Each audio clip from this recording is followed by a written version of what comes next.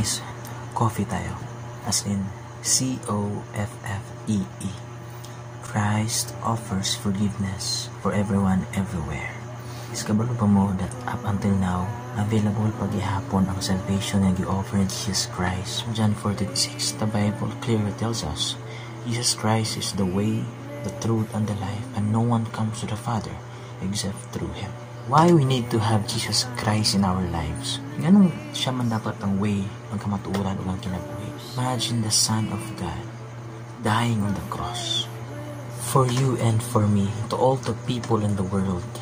Because kabalo ang amahan, the only way para mapasaylo ang sala sa mga tao sa kalibutan is ang dugo ng ni Jesus Christ. Sa unang panahon, way back sa Old Testament, if you try to scan the Bible in the Old Testament, mga tao sa una, they offer animals, which is include kayo ng animals, example ang sheep, no?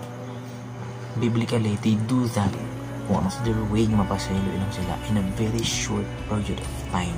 Nakita sa Ginoo na is not satisfying atubangan sa Ginoo. Sin mo orang gihapon, mas nilala pa gani. So ang gibuhat offer sa Ginoo isang iyang anak, si Jesus Christ. Dugo na gini Jesus Christ ang gi-offer. Bisan kinsa nga mo to sa iya, makabato na kinabuhi walay katapusan. I am not promoting religion.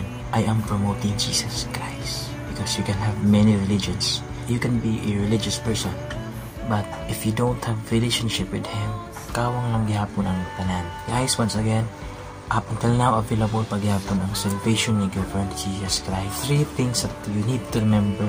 3 things that you have to realize. And death is sure, hell is real, and Jesus saves. So thank you guys for your pagpaminaw. Again, let's have coffee. Thank you and God bless.